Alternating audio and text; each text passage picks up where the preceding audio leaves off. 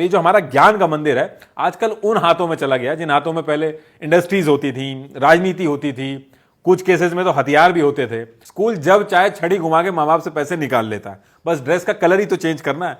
उसके बाद स्कूल के हजारों बच्चों को इनकी बनाई हुई कंपनी या फिर ऐसी कंपनी जो इनको बड़ा कर देती है उससे ड्रेस लेनी पड़ेगी। ये एक ऐसी दुकान है जहां पे कस्टमर कब आएगा ये खुद दुकानदार तय करता है। ये एक एफिलिएशन लेटर है, इसमें देखिए साफ साफ मेंशन है कि एफिलिएशन तो मिल रहा है लेकिन सैलरी टीचर को आपको स्टेट गवर्नमेंट के जितनी देनी होगी, उसके बाद भी ये लोग नहीं देते हैं। कई प्राइवेट स्कूल तो ऐसा करते हैं कि टीचरों को रखते इसी शर्त में है कि आपको ज्वाइनिंग तो हम दे रहे हैं लेकिन आपको पूरे साल की चेकबुक साइन करके देनी होगी। टीचर्स की सैलरी ज्यादा दिखाते हैं और बाद में वही चेकबुक यूज करके उससे पैसा निकाल लेते हैं। एक टीचर से ये सुबह से शाम तक काम करवाते हैं, 1 घंटा भी इनको नहीं बचता है कि टीचर बैठ के लाइब्रेरी में अपने आप को अपग्रेड कर सकें। टीचिंग के साथ साथ दुनिया भर के स्कूल के काम जिसके लिए अलग से स्टाफ हायर करना चाहिए वो भी ये टीचर से करवाते हैं। और सिर्फ चेकबुक ही नहीं, एटीएम भी यूज करते हैं लोग। एक स्कूल के डायरेक्टर को बैंक वालों ने अरेस्ट करवाया। डायरेक्टर साहब दिन में टीचरों के अकाउंट में सैलरी डाल के उन सबके एटीएम इकट्ठे करके रात को 11 बजे टीचर के एटीएम से पैसे वापस निकाल रहे थे। गवर्नमेंट स्कूल में पढ़ना कोई नहीं चाहता लेकिन पढ़ाना हर कोई चाहता है ताकि जॉब लगने के बाद पढ़ना ना पड़े। बच्चों को ट्यूशन लेने के लिए इनडायरेक्टली फोर्स किया जाता है। अब बच्चे के लिए भी मजबूरी रहती है, वो दोनों तरफ से फंसता है। स्कूल में पढ़ाई होती नहीं है और उधर ट्यूशन टीचर ज्यादा पैसा ले रहा है, और अगर आपने क्लास टीचर के अलावा कोई सस्ता पढ़ाने वाला ढूंढ भी लिया तो बच्चे का बुरा टाइम चालू हो जाएगा, उसको क्लास के अंदर दिक्कत होगी। जो चीज टीचर पूरे दिन भर स्कूल में नहीं पढ़ा पा रहा वो थोड़ी देर की ट्यूशन में सब कुछ समझा दे रहा। स्कूल वालों की नाक के नीचे सारी चीजें होती है लेकिन स्कूल को कोई मतलब नहीं होता, क्योंकि उनका सिंपल सा फंडा है, अगर बच्चा अच्छा कर रहा है तो स्कूल की वजह से कर रहा है और अगर खराब कर रहा है तो पेरेंट्स ने ध्यान नहीं दिया है। बच्चे का दिमाग बहुत शार्प है लेकिन पढ़ता नहीं है, ये लाइन चिपका के माँ बाप को घर भेज दिया जाता है। अरे जब बच्चा अच्छा स्कूल की वजह से कर रहा है तो खराब भी तो स्कूल की वजह से ही कर रहा होगा। जैसे ही रिजल्ट आता है सिर्फ एक बच्चा जो टॉपर होगा उसकी फोटो लगा के स्कूल का महिमा मंडन शुरू हो जाता है। अरे जो टोटल नंबर ऑफ स्टूडेंट्स होते हैं उनके रिजल्ट क्यों नहीं पब्लिश होते हैं? क्योंकि वहां पे तो नवोदय और केवीज आगे रहते हैं। नवोदय और केवीज ना जाने कितने सालों से बेस्ट परफॉर्मिंग इंस्टीट्यूट्स हैं 98.93 पासिंग परसेंटेज के साथ। कोई नहीं पकड़ पाता है इनको।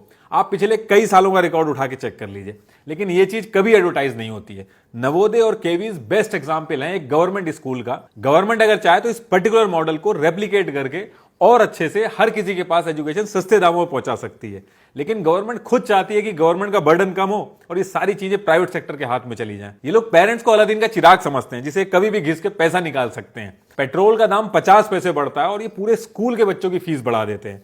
हर साल एनुअल और एडमिशन फीस के नाम पे स्टूडेंट की फीस तो बढ़ाई जाती है लेकिन टीचर्स उसी सैलरी पे काम कर रहे होते हैं। इंडिया के अंदर 18 साल से कम उम्र के बच्चे जो हैं वो गाड़ी चलाना अलाउड नहीं है उनको, लेकिन उनसे भी ये लोग पार्किंग फीस ले लेते हैं। एक ट्रिप एडवाइजर क्या मुनाफा बनाएगा जितने पैसे ये स्कूल एजुकेशन ट्रिप के नाम पे बच्चों से बना लेते हैं। स्कूल के टाइम पे तो बच्चों की क्लासेस चल रही होती है तो उस टाइम पे तो लाइब्रेरी यूज करने का तो कोई सवाल ही नहीं उठता है, और स्कूल आवर्स के बाद या फिर वीकेंड पे कोई भी स्कूल जो है वो लाइब्रेरी अलाउ ही नहीं करता है। लाइब्रेरी जिसमें इतने सालों से सेम बुक्स रखी गई हैं, अलग से कोई भी बुक ऐड नहीं की गई है, उस लाइब्रेरी में जो लाइब्रेरियन है उसकी सैलरी आज तक नहीं बढ़ी है, लेकिन लाइब्रेरी चार्जेस के नाम पे हर साल फीस बढ़ाई जाती है। इतने बड़े बड़े रिसर्चर्स ने मिलकर एनसीईआरटी का फॉर्मेट बना के स्कूल्स में लागू किया है, लेकिन जानबूझ के उसको नहीं पढ़ाते हैं, बल्कि अजीबोगरीब पब्लिकेशन के साथ सांठगांठ कर लेंगे और महंगी से महंगी और ज्यादा से ज्यादा बुक लगवाने की कोशिश करते हैं ताकि जो पेरेंट्स हैं उनकी जेब कटती रहे। इनका बस चले तो बच्चों को खिलाने के लिए जो आटा चावल होता है ये भी स्कूल से मैंडेटरी कर दें। हर चीज आपको स्कूल से लेनी है, किताबें आपको स्कूल से लेनी है, यूनिफॉर्म आपको स्कूल से लेनी है, बेल्ट आपको स्कूल से लेनी है, शूज आपको स्कूल से लेने हैं। बस एक चीज आप बाहर से ले सकते हो, वो है एजुकेशन। एजुकेशन के लिए आप बाहर से ट्यूशन लगा सकते हो। एक प्राइवेट स्कूल जो इतनी मोटी मोटी फीस ले रहा है उसके पास एनुअल फंक्शन करवाने तक के पैसे नहीं है। एनुअल फंक्शन करवाने के नाम पे लोग पेरेंट्स को लूटना शुरू कर देते हैं। Annual charges, miscellaneous charges, computer fees, sports fees, smart classroom charges, care charges, building funds, development funds, न जाने क्या क्या, ऐसा कोई भी फैंसी नाम बना के पेरेंट्स की जेब काटना शुरू कर देते हैं और मजबूर माँ बाप कुछ नहीं कर पाते हैं। हमारी गवर्नमेंट इतनी बड़ी बड़ी पॉलिसी लेके आया पॉपुलेशन कंट्रोल करने के लिए, लेकिन कुछ भी नहीं हुआ। ये जो हमारे प्राइवेट स्कूल्स हैं ये बिना किसी पॉलिसी के पॉपुलेशन कंट्रोल करने में पूरा योगदान कर रहे हैं।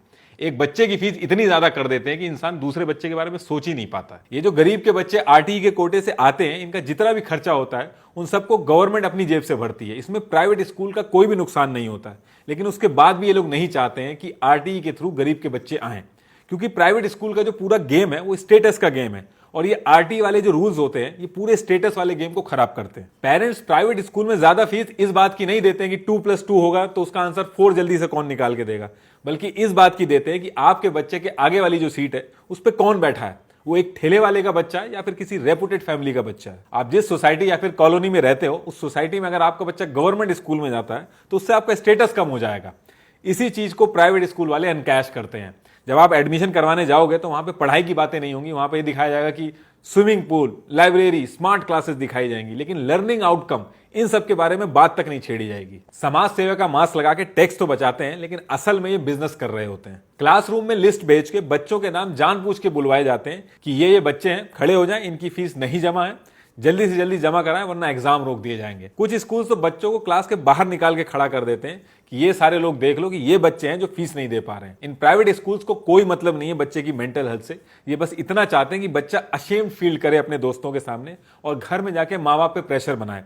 बच्चे इंसल्ट की वजह से स्कूल से छुट्टी लेने लगते हैं क्योंकि उनके फ्रेंड्स के सामने उनको पैसे के लिए सुनाया जाता है। पूरे साल जिस बच्चे ने एग्जाम के लिए मेहनत करी है, पैसे की वजह से उसको एग्जाम हॉल में नहीं घुसने दिया जाता। मेट्रो सिटीज में पेरेंट्स जो हैं वो 3 ट्यूशन दे रहे हैं, खुद अलग से ध्यान दे रहे हैं। आप जैसे ही मेट्रो सिटीज से रूरल एरिया में जाओगे, ये जो टेस्ट स्कोर का गैप है ये कम होने लगता है।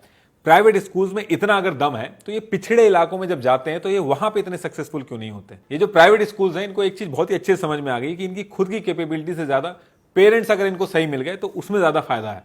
इसलिए आजकल इन्होंने बच्चे से ज्यादा पेरेंट्स के इंटरव्यू लेने शुरू कर दिए। प्राइवेट स्कूल के ऊपर डिपेंडेंसी डे बाय डे बढ़ती जा रही है। जो हाल प्राइवेट कंपनीज ने बीएसएनएल का किया था, सेम वही चीज प्राइवेट स्कूल गवर्नमेंट स्कूल के साथ करना चाहते हैं। देश के लोगों को प्राइवेट स्कूल और प्राइवेट हॉस्पिटल से जितना लूटा है उतना किसी ने भी नहीं लूटा है।